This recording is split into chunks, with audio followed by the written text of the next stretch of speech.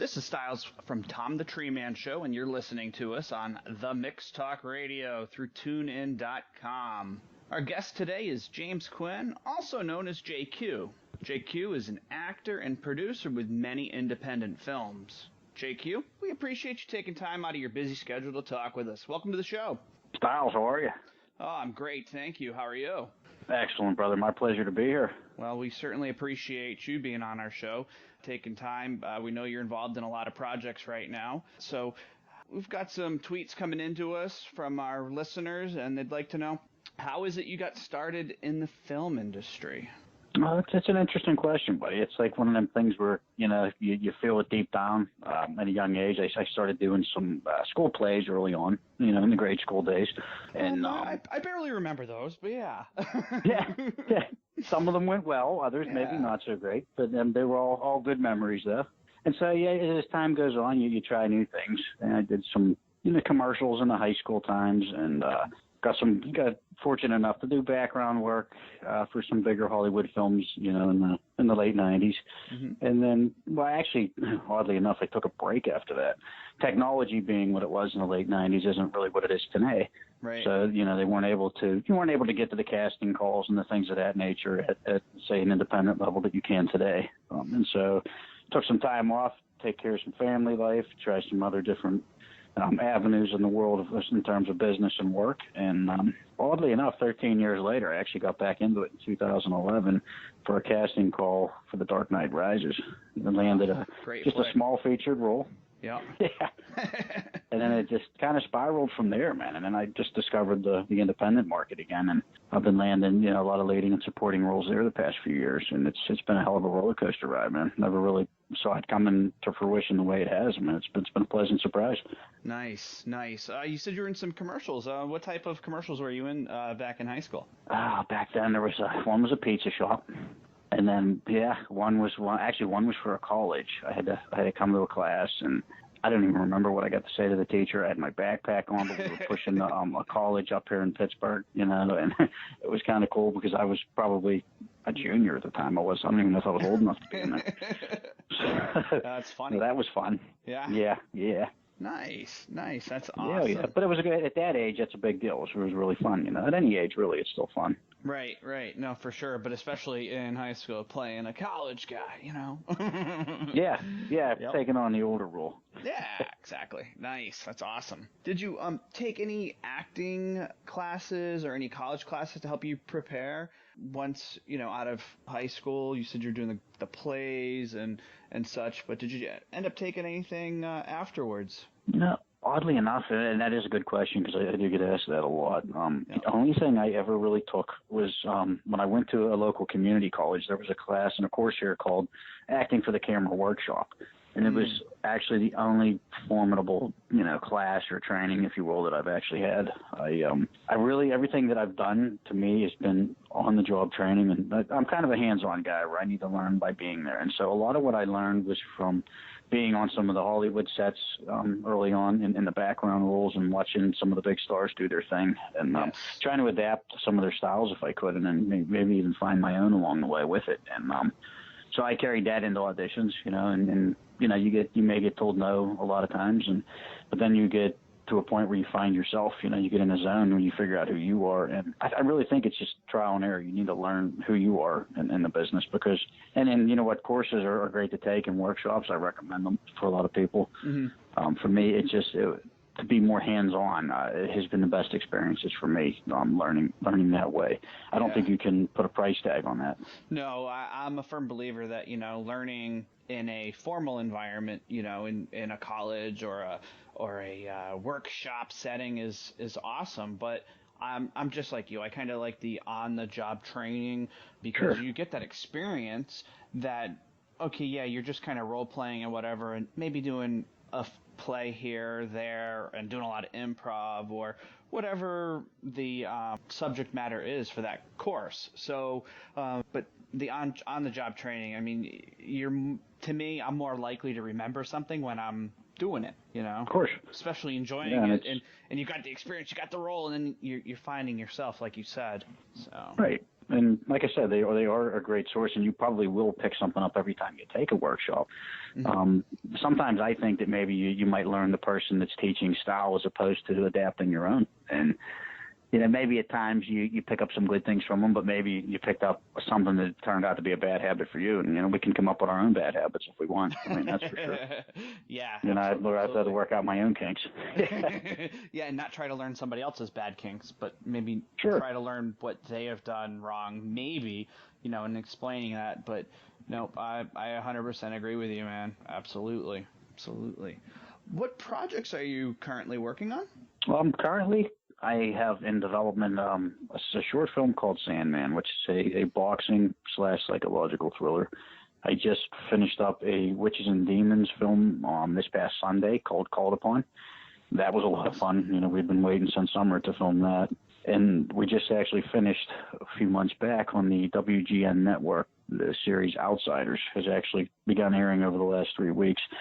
And so I'll be coming in on episode 12. I'll be in that series this season, just for the one episode, but it was a great time. It's a very popular show, so if you guys are tuning into the WGN network, that's a fun one to check out. Yeah, absolutely. WGN is fantastic network, and it's nice to see you do have a role on episode 12. I know I'll definitely be on the lookout for it. So yeah, fantastic. Yeah, exactly. Yeah, I think it's got a strong following, man, and that's pretty cool. For shows to pick up a strong following the way that one has, because these days, some don't last so quick, and or they're not there as long as they might want to be. Well, that, and you never know if the pilot's going to get picked up, or it's just typical Hollywood craziness. Some things last. Doesn't mean the show's not good. It's just, sometimes money, sometimes it's ratings. Who knows? Yeah, it could be that they're just not looking for that at this time, and better luck next time. So, what's the Sandman with the boxing? What type of a role did you play with that? Well, that's upcoming, so I don't want to give away too much. But what it is, it's a psychological type thriller. This guy who's this Grady Sanders, my character, he's an ex boxing champion, a middleweight champion. Yeah. Lost his title years earlier. Ended up going into the family business in a union, in a labor union. Got into politics. Got himself blackballed. Finds himself in the precarious position. Him and his wife are about to lose their home. They're going to be foreclosed on because they do not have the income to keep their home. So the only other thing that Sanders knows how to do is fight. And so now he's entertaining going back into the ring. But when I say it's a psychological thriller, he has the nickname the Sandman for a reason. And so something supernatural may or may not take place when this guy steps into the ring. And so it's not something he doesn't want to summon the Sandman, but he may be left with no choice. You may be left with no choice but to find out that guy. And that should be coming up here in the next couple of months. So we're really excited about that. Great. Definitely look forward to watching that. And the Witches and Demons, you said Called Upon, right? Yes, sir. Yes. Now, how did that role come about, and what did you do to prepare for it? Well, oddly enough, I actually wrote it. I got back in. I have a production company here in the Pittsburgh area called Convergent Pictures, and we started doing some of our own writing again. And I got, I just hadn't seen a good, Witches and Demons show here in recent moments. I used to really like the series Charmed and some of the witches things I saw in the past. So I kind of adapted a few things from it, just a couple, and really come up with our own storyline here where we incorporate these spirit guides. They've called these two witches, a boyfriend and girlfriend for all intents and purposes, that they will be called to fight these demons both in the spirit world and in the human world. What they didn't plan on was that the boyfriend ends up being killed tragically before this can happen.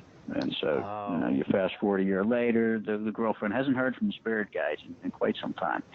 And so now she's in a very depressive state. She's, contemplating ending everything. And we're waiting to see whether or not the spirit guides intervene, and so we're hoping they come and intervene and stop this. And I don't want to give all of it away, right. But it's an interesting segue. And the reason we do it is because we're hoping to get a feel from our audience to see if there's a place for it for, say, a miniseries and or a feature film down the road. And so far we're getting a really positive support and response, especially on Twitter, and that's been fantastic.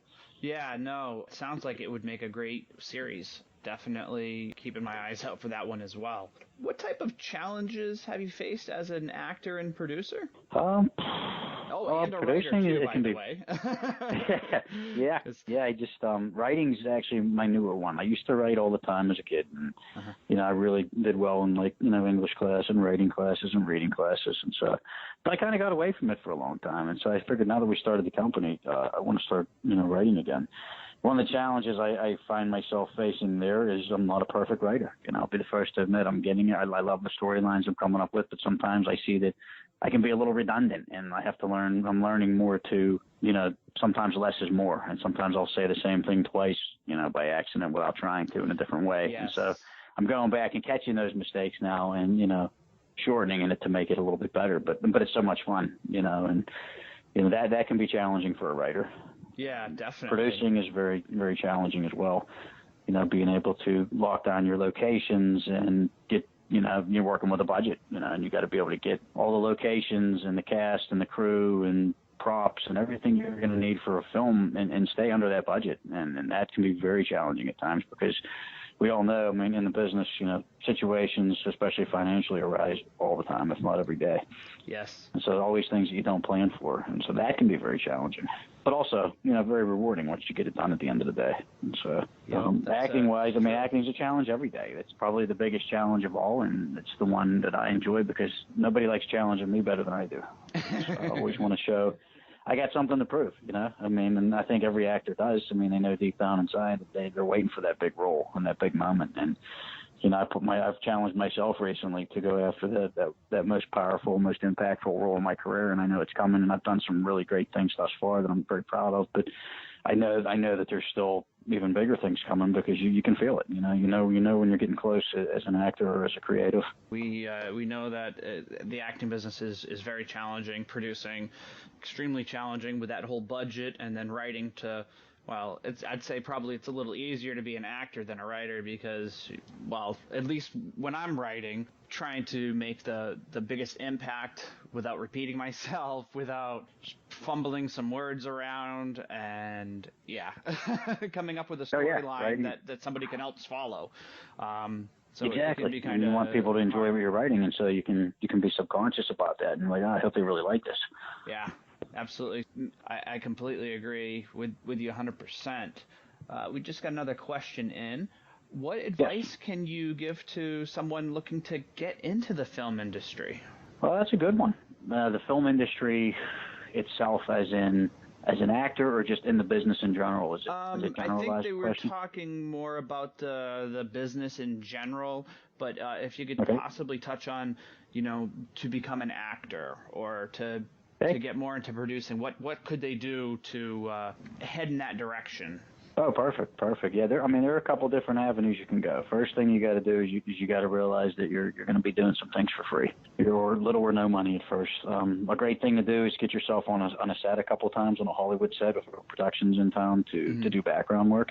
And then those are for Hollywood film, they're generally paid, and you'll eat well, and then you get a chance to kind of to see the cast and crew in action, and and interact just a little bit there, just to get an idea of what the business is about and to see if you actually like it at all. The next thing I would say is what I discovered later was the independent field, and that's where you try to reach out to the local independent companies that are making films, and in a lot of states now there's a lot of that taking place, so you should be able to find a few near you.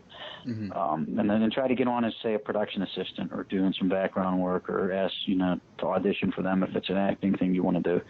But get to know your local community, your film community, and get out there and learn how the business goes. Being a production assistant, a background actor, that's a really good place to study. Like I said, you're not going to make a lot of money right up front, but the experience you're going to gain is extremely valuable, and that will kind of set the field to whether or not you want to continue to pursue in the business, because that's what can make or break you if you can handle the long days, and there's a lot of them. Feature film, short film, commercial, whatever, it's generally a 12-hour day. Sometimes you may be there 14, 15, 16 hours, and if you can withstand it mentally, emotionally, physically, then you got something in there, and you're going to keep coming. So I would say definitely reach out to your local film production companies and see where you can get yourself in the door and learn, shadow them. Yeah, that's I a hope fact. that answers Those the question. long I didn't mean days. to go on about that. Those long days. Donnie Wahlberg always is putting it out there, up and on Blue Bloods now, going on the 12th hour and 18th hour, and yeah. So that's definitely a fact. Yeah. And that's what it takes. And and at the end of the day, though, you put together a great product, and it's something you're proud of. Yep, that's true. Absolutely. In case you're just tuning in, you're listening to Stiles on Tom the Treeman Show with our guest, James Quinn. James, what is it like working with different actors? Have you picked up different techniques that they utilized, or good traits, bad traits, found yourself having to, revamp your style or anything like that? Oh, that's actually a really good question as well. I try to continually evolve with the business because it is such an evolving business. Mm-hmm. I've been fortunate enough to be, on some Hollywood sets with some really great people. I actually had a chance not long back over the last couple of years to work around Michael Caine, wow. who is just outstanding. I mean, does it get any better? And so just to see the man in action and to maybe just try to adapt his mannerisms. And the one thing I noticed he does a lot is, it's his eye contact. He is soft-spoken but direct, and, the eye contact, a lot is just said in his eyes, and I was able to read his eyes even more than anything else. And so that's something that I've actually tried to adapt since then was, the eye contact and being able to say a little bit with your eyes as opposed to just saying it verbally all the time. That guy, I could go on all day about him. But yeah, he's phenomenal. Oh, that's awesome. Yeah, you pick up different things. I've actually never worked around the guys like Jack Nicholson and Michael Keaton, but they're two of my favorites. And I actually find myself with some of I love a lot of the facial expressions they make because, aren't they the ultimate kooks in film business? There's anybody that can out-kook them. Yeah. They're the best. And so, I just try to adapt some of those looks and mannerisms that they do in their face because they're classic. But you got to kind of put yourself into it too. You got to have a little bit of you into it, or otherwise it's a failed attempt. And so, you don't want to copy people too much, but you can definitely learn a lot of little things in terms of, like I said, the way a person carries himself, eye contact. They keep their head up all the time. I found myself early on, I would drop my head a lot in the middle of a scene and not realize I was doing it, and just watching them where they didn't do it. People would say it to you, hey, you dropped your head again. But then watching them in action, I'm like, oh, okay, I see where they're at with this now. Yeah, I could see how that would be a tendency on anybody, to be honest with you, with dropping the head, just subconsciously not realizing it, like you're into your zone and you're thinking, or just trying to remember what your lines are, and you just kind of drop your head. So yeah. Sure. Well, and it's really a reflex too, because you'll find yourself working with another actor or sometimes an actress, and you might have that awkward moment where you're just constantly staring at each other in the eyes, and you don't know what you want to blink, do you want to pick your head up, drop it, and you inadvertently do something like that. Don't blink. So you got to try blink. to find your way to get through those awkward moments. Yeah, definitely. Some folks are inquiring about going to events like Comic-Con, MegaCon, and so forth. Have you made it out to any of those as a fan or as a guest? Yeah, actually, all the time. As a fan, a lot. We have Comic-Cons in the Pittsburgh and Ohio areas that I've attended for years. Met a lot of great people. I'm actually, it's oddly enough you bring that up because that sense Outsiders and the film I did last year, Bystander, and a few of the other projects we're working on, it's gained a little notoriety, and so I've been asked to come to some of our local Comic-Cons here in Pittsburgh in the near future, and so as a guest, which is going to be great. And I can't divulge them yet because we haven't finished the contract off. Well, yeah, it's all. But yeah, details. That's going to be. Yeah, that's right in my wheelhouse. And that's such a great place to network and to meet the people. To tell them how much you appreciate their work and to see, so many cool different things. But yeah, I'm really big on the Comic-Cons. Oh, they're just absolute fantastic time. You do see the different, cosplay, and then just the vendors. So one time I was able to get a little mini-me 3D printed a figurine of me, and it was just incredible. I mean, it took like a lot longer than I was supposed to take, but it Oh, wow. still eventually came in the mail. But That's yeah, really cool. it's a mini me, and it's like a little figurine, almost like you could almost make an ornament out of it. But I'd be afraid to put a little hole in my head.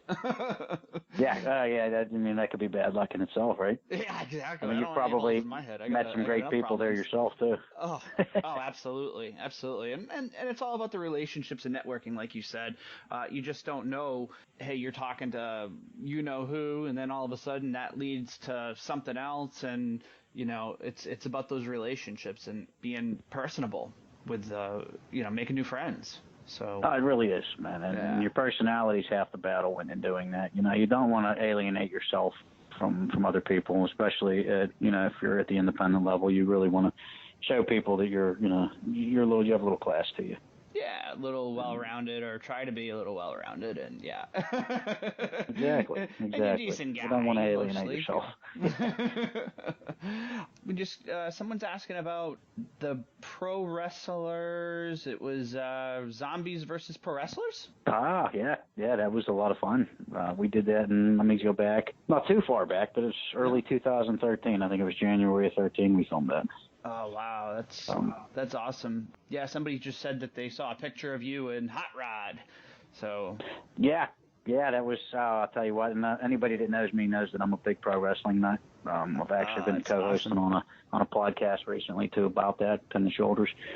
But yeah, Hot Rod was, oh man, what a class act. We were talking about class a minute ago. He was it was just so surreal to be around that guy. I was telling somebody not too long ago too, because I remember him vividly just cracking Jimmy Snuka with the coconut in the head, and then in Pro Wrestlers versus Zombies. Is that what did Jimmy in? The coconut. That might have been it. That might have been the beginning of it. Yeah.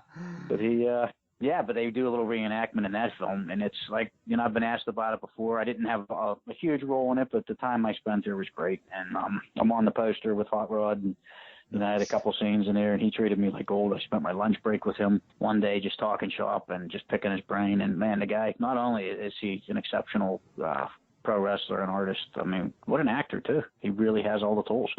God rest his soul. He was... Seen him once wrestling a long time ago, many years ago in Providence. So yeah, yep. Yeah, that was a fun film. So if you get a chance to check it out, it's two unique worlds brought together with wrestlers and zombies. That's for sure. Yeah, definitely. You wouldn't think, but all those wrestlers are trying to beat up on those. Well, that's what people have asked me. Zombies. Man, it sounds cheesy. I said, well, yeah, but it's supposed to be, and they're like, oh, okay, and then they go and watch it, and they're like, yeah, that was fun. Yeah. You don't want to go in there and take it serious for like a dramatic purpose. You want to go in and have fun with it. And a lot of people love zombies and they love wrestling. They just happen to combine the two. Exactly. It's hilarious.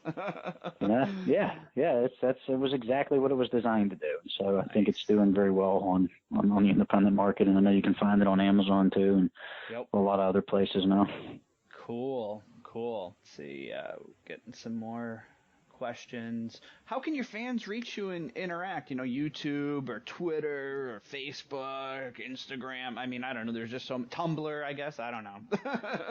Stiles, that is a great question, and I try to make it as simple as possible. So everything that I do, I have the same tagline. My Twitter page is @theJQWay, and so that's it's kind of the alter ego we've adapted over the years with JQ and the JQ way. It's evolved into some fun things for us. So everything that I've been doing on my Twitter page, my Facebook fan page, my YouTube page, Instagram, everything is the JQ way. And so if you can even Google the JQ way, and it'll probably come up with a whole page of things you can go to. So I try to simplify everything, and well, not just in everybody else's life, but my own, because I can confuse myself. I'm glad I'm not the only one that has that issue. I'll tell you, of all the things I miss the most, I think it's my mind. I'm still confused about the whole thing, to be honest with you, but I don't know. We can misplace that at times, huh? Yeah, exactly. It's just like I left my liver somewhere and I don't want to remember where, but exactly. Let's see. Do you have anything else you'd like to... I'm sorry, go ahead. Oh, no, I was just saying, that's exactly where you can find me, so cool. Hopefully you guys go and check it out. Yeah, definitely. I've noticed that you do interact a lot with your fans with just different Twitter personalities out there, so that's awesome.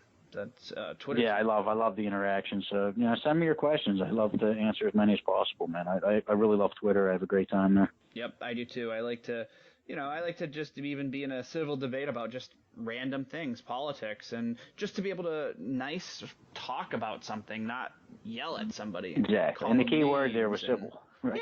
Yeah, exactly. Exactly. Did you have anything else you'd like to share with us, such as charity work, volunteering, or anything else that you're involved with? You did talk about wrestling, and if you have any great stories for us, we'd love to hear. Well, in terms of charity work, I do. I try to do what we can here in town. I do actually. I'm still a hockey player, but not as competitive as I once was. So I do run a charity hockey team, and we do occasionally raise money for causes such as Children's Hospital and MS, just to try to do our part in the community. Actually, one of the films I just did, Bystander, they're going to be that's a feature film where I play the lead villain. That'll be coming out later this year. Yes. They are going to give a portion of their proceeds to charity, so that was a big deal in selling for that. Oh, that's excellent. And so it was one of the biggest reasons I did it. Yeah. Yep. But it's a great script, so it just... Oh, well, cool. Well, you've been certainly really busy with a lot of the films lately, and doing TV, and yeah. Yeah, it's a great time in the business, and I think you have to strike while the iron's hot because it can dry up at times. I don't want to paint the picture that it's always busy because it's not. Right. You may go 3, 4, 5, 6 months sometimes without work, but right now we're very fortunate, especially in the area I am, to be doing what we are. So very thankful for that.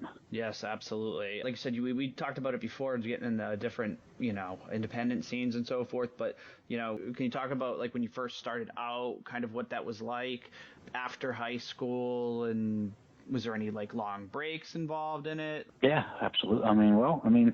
One of the key things that I found over the years is confidence. You have to believe in you before other people will. And so, when you start reading for a character, and even if it doesn't feel like you have to try to believe in that character and show a little bit of yourself in it, because otherwise, sometimes it'll just come off as a person reading lines or a little bit robotic. So just try to put a little bit of yourself into the character and believe in yourself when you do it, and take the time to read it over before you go to an audition.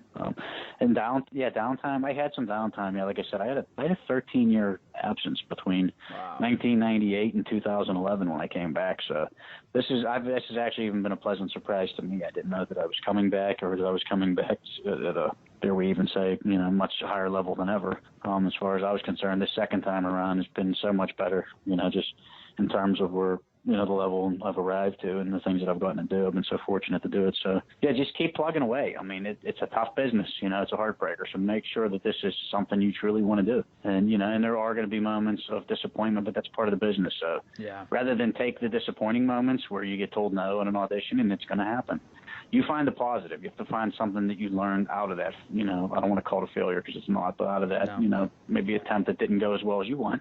Find a little bit of a positive out of it and put a spin on it, Just put a spin on it and carry that energy into the next one. Because positive energy, man, it's really addicting. And so is negative. So, like I said, try to stay away from the negative people in the business. Stay away from the negative side, because people will root, not just for you to fill, but other projects. And you don't want to be around that. You want people that are like-minded with you. And so try to surround yourself, if you're going to be an actor, with positivity. No, that's great advice. That's the negativity spreads like wildfire. So you're absolutely right with the whole being positive. Surround yourself with positiveness and just keep being positive, because eventually that positive will get through and tackle the negative. So that's excellent advice. JQ, really appreciate you coming on the show. We hope to have you back again in the near future, maybe after Bystanders come out, and we will definitely love to have you back on. Yeah, anytime, Stiles, please, and keep in touch, man. It's been a great time, and I hope to talk to everyone again soon here. Oh, absolutely. Feel free to reach out if you got anything else coming up. Sometimes things do happen, but definitely feel free to give us a call anytime, and we will talk with you again soon. We're going to take a quick break. Absolutely. This is Stiles, and you're listening to Tom the Treeman Show on Mixed Talk Radio through TuneIn.com.